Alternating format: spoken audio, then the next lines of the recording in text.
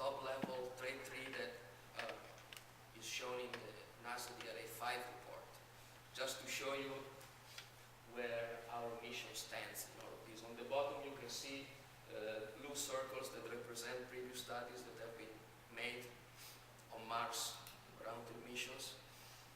And the mission we developed at USC and microcosm, which is number 27, has not been studied before with all the various combinations that are available there. To summarize, it's pre-deployed cargo, opposition class mission, aero capture at Mars, ISRU considered, and all chemical propulsion. To summarize, this study was made of an astrodynamics portion that studied several round-trip mission profiles considering the real orbits of the Earth and Mars, so using the actual ephemerides of the planets, the actual orbital parameters. And the results were compared to circular coplanar orbits, just to see how, by how much or by how bad we go off if we assume circular coplanar to make calculations faster.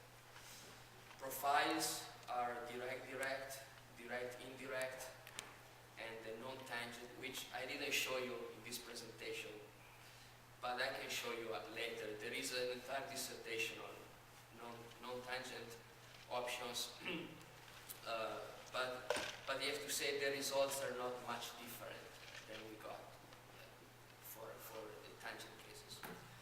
We selected one particular mission, T1 to 4, direct and indirect, for the opposition of 2027, which is 1.11 years in duration, as it has 25 days. On the surface, the total delta V in heliocentric space is 45 kilometers per second, although the actual delta V, considering the actual hyperbolic passages, is 39 kilometers per second. And the actual burn delta V, which is not provided by aero capture or aero assist of any kind, is actually 32 kilometers per second. So for this mission, we need to provide a burn of 32 kilometers per second, which is really high, but as we saw, 7 launches of the Ares-5 is not that crazy. Chemical propulsion, pre-deployed, aero capture, ASLU, 8 segments, all of them sized. Masses were some of them were assumed, others were calculated. 7 launches of the Ares-5, which were compared with the NASA Mars reference missions, which use a comparable number of launches and nuclear propulsion. So the conclusion of everything is the rapid round-trip mission is definitely practical, or at least we can think of considering it for a real human mission to Mars.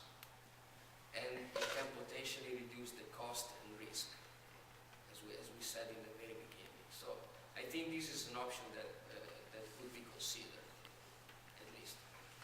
Okay, thank you. I can take questions.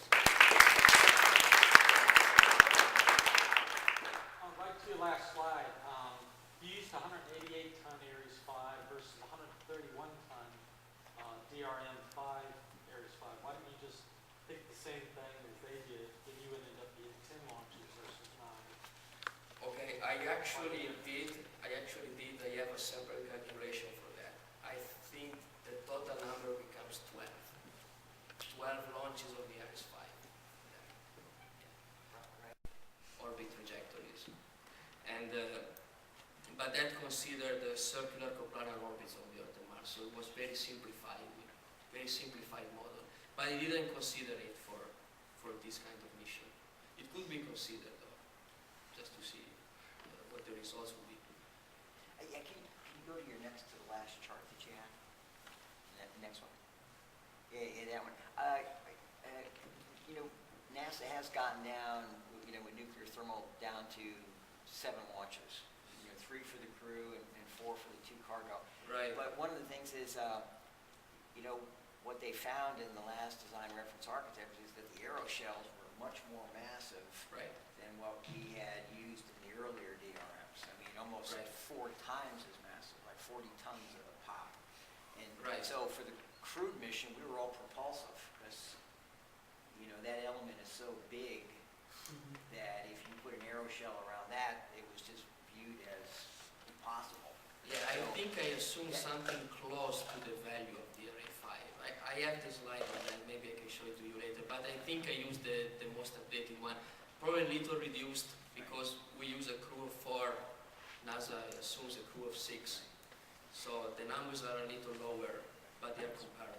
But I think the strategy is a good one in terms of, I think NASA did look at one-year round-trip missions a couple of years ago, well, a number of years ago, and they kind of do the same thing, you know, pre-deployed some Earth return vehicles so that you don't carry it all on one ship with a lot of propellant and a high delta reset, so it makes sense.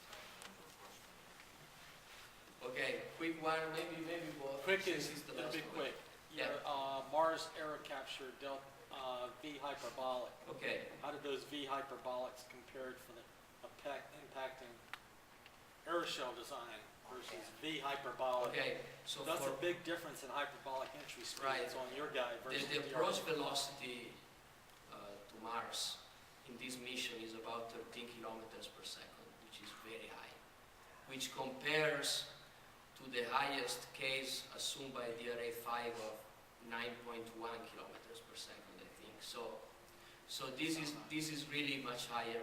But but if we could make a braking maneuver, a slowing down maneuver before impacting the atmosphere of Mars, and I included the propellant for doing this in my calculations. So this is included.